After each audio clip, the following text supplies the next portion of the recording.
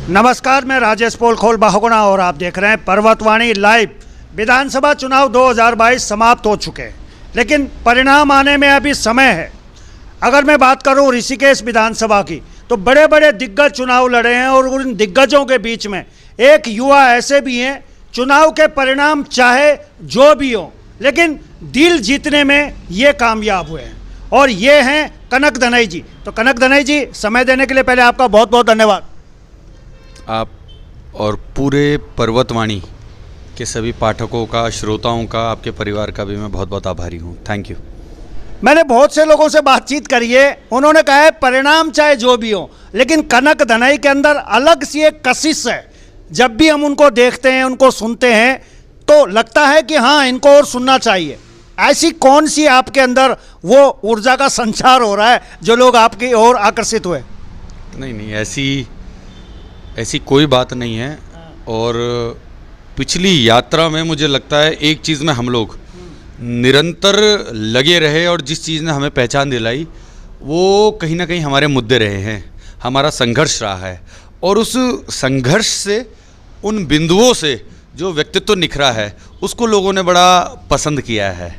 तो उसी का परिणाम है, हमारे संघर्ष का परिणाम है, जो लोगों को मेहनत हमारी शक्ल पर दिखी, जो एक संघर्ष की जो एक अनुभूति उनको सिलेंडर देखकर हुई, उस चीज़ का आशीर्वाद है। वही चीज़ ने लोगों का और ऋषिकेश विधानसभा वासियों का दिल जीता है।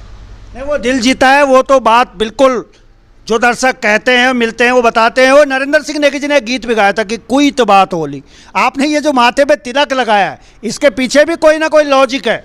ऐसा नहीं है कि आपने ऐसे ही लगा दिया है, इसका भी बड़ा इफेक्ट पड़ रहा है। कई लोग मुझे बताते हैं कि इसका भी बड़ा एक चमत्कार है। इसके पीछे क्या राज है?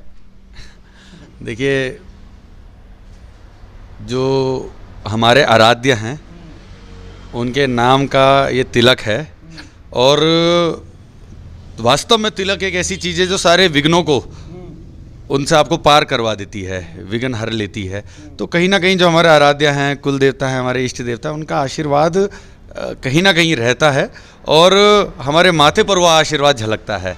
तो ऐसा कोई अलग से कोई राज नहीं है, पर उनका आशीर्वाद, और उस आशीर्वाद से जो आभा मंडल पैदा होता है, उसी से लोग कहीं ना कहीं मुझे आशीर्वाद दे रहे हैं।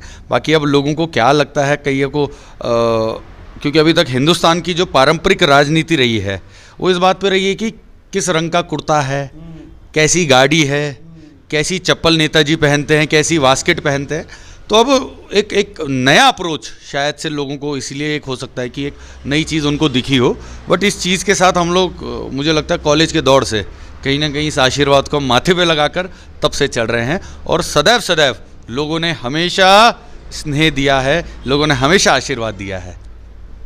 कनक दनई जी की अगर मैं बात करूं तो ये किसी परिचय के मोहताज नहीं है। हालांकि ये पुत्र हैं पूर्व कैबिनेट मंत्री दिनेश दनई जी के, लेकिन याद होगा आप लोगों को, मैंने इनकी एक रैली भी कवर करी थी, छोटी सी एक कैंपेनिंग कर रहे थे, लेकिन मैंने इनका परिचय इनके पिता से नहीं करवाया, क्योंकि अब इनका जो अपना हिसाब किताब इन्होंने बनाया है, इनका अपना एक परिचय हो गया। आपका मुकाबला विधानसभा अध्यक्ष प्रेमचंद अग्रवाल जी से, कैसे लिया आपने उनको मुकाबले में? देखिए, उनका बहुत ज़्यादा विरोध था, हम कोई नहीं होते लेने वाले उनको, और उनका स्वयं का संगठन बहुत हद तक निष्क्रिय हो रखा था, क्योंकि एक एंटी इनकम्बेंसी का माहौल था, एक नकारात्मक माहौल पूरे ऋषिकेश में फैला हुआ था। तो कहीं ना कहीं उस पर बहुत ज़्यादा हमारा जो पूरी यात्रा रही है, मैंने पहले ही बताया, बिंदुओं को लेकर रही है और कमियों पर प्रकाश डालने वाली रही है।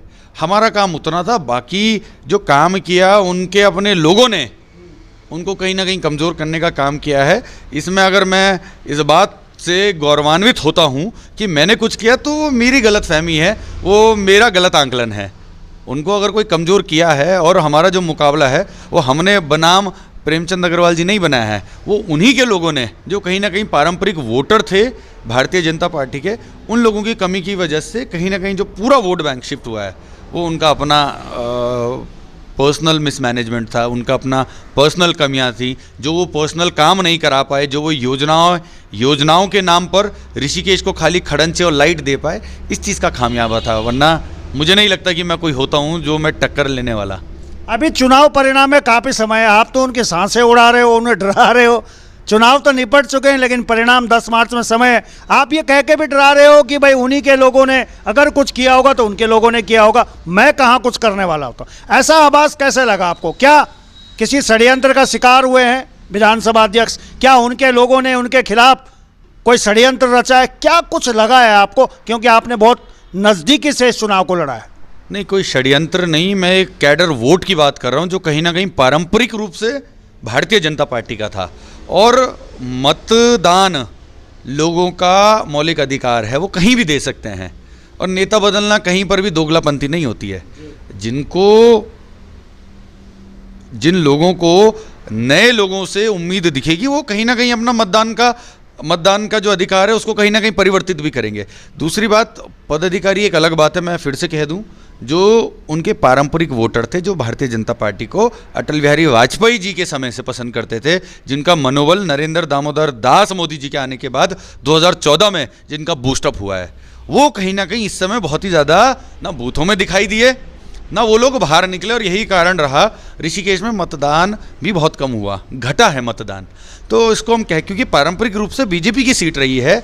पुराना अगर आप 3 साल का रिकॉर्ड उठाकर देखें तो लगभग हर बार बीजेपी यहाँ से लीड पे रही है। और 2002 में भी अगर आप रिजल्ट उठाकर देखें तो महज 700-800 से भारतीय जनता पार्टी यहाँ से हारी थी।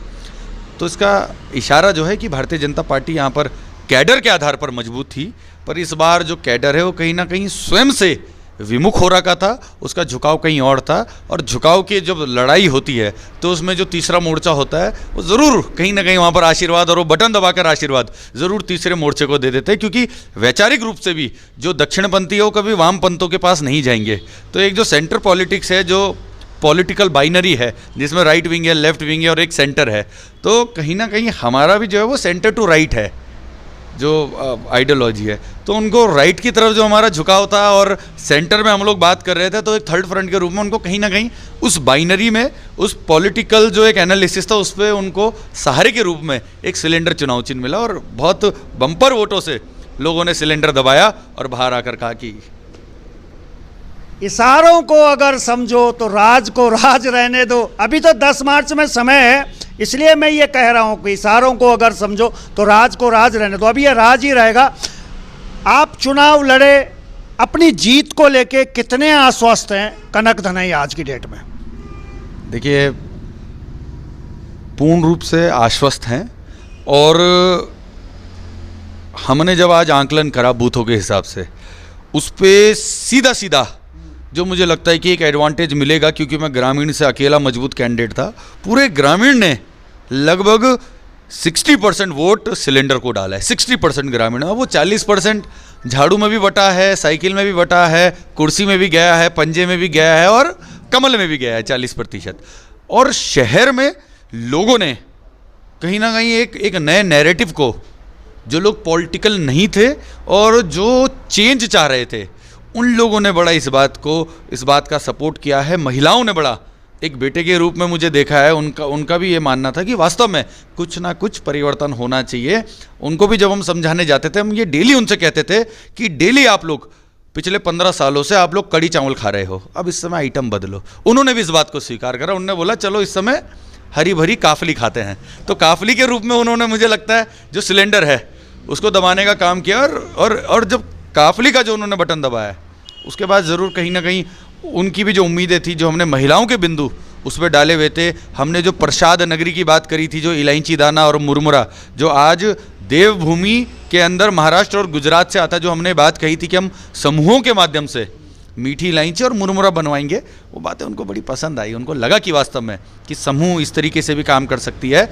और जो अनस्किल्ड महिलाएं हैं उनको भी एक स्किल सिखाकर एक मेन लाइन जो इकोनॉमी है, जो अर्थव्यवस्था की जो मुख्य धारा है, उस पर कहीं ना कहीं हम उनको ला सकते हैं एक समूहों के माध्यम से। तो उन्होंने बड़ा आशीर्वाद दिया। तो यही। अच्छा, विदेश में आप गए हैं, अच्छा खासा सब कुछ ठीक ठाक था। यहाँ लोगों को विदेश जाने का मौका मिले, वो घर आने को तैयार नहीं होते। आप विदेश जाके वापस आए तो राजनीति में आने की क्या सोची, क्या ज़रूरत आन पड़ी कि मैं ऋषिकेश से चुनाव लड़ूं, जनता के बीच पहुंचूं? क्या सोच के आए, क्या लगा मन में? देखिए, जब मैं भारी ये सोच कर गया था, मैं देखूँ तो सही, जिस देश ने हमारे ऊपर लगभग 200-250 साल राज किया, उस देश की मानसिकता कैसी है और ऐसा क्या अलग है उस देश में कि हिंदुस्तान जैसे बड़े राष्ट्र को और हिंदुस्तानी पूरी दुनिया को उसने कैसे अपने चुंगल पर लाए और कैसे उनका प्रशासन चलता है।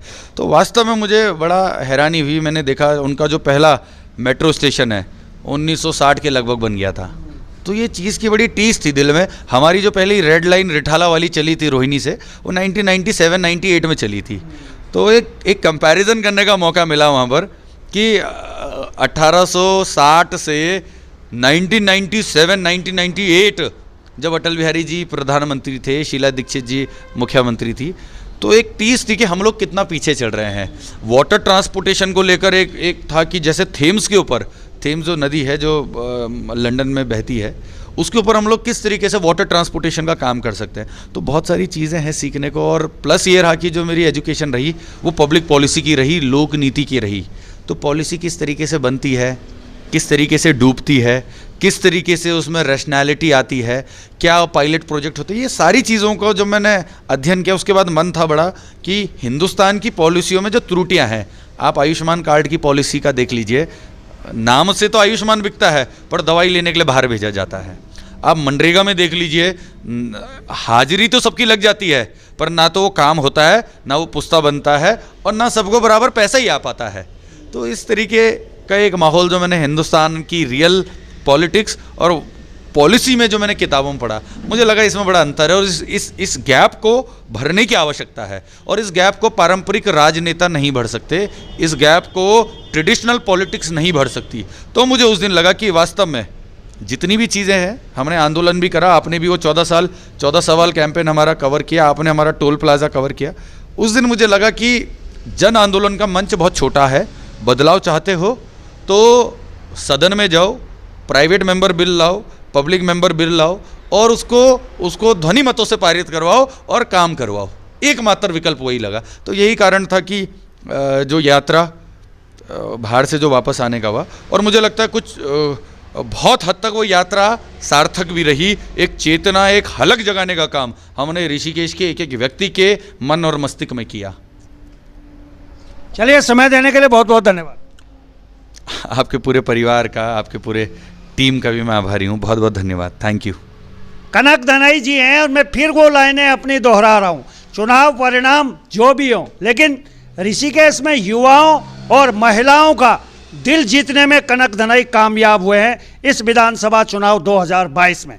तो परिणाम क्या होगा उस पर हमारी पैनी निगाह रहेगी। फिलहाल अभी के लिए बस इतना ही। देखते रहिए पर्वतवाणी लाइव।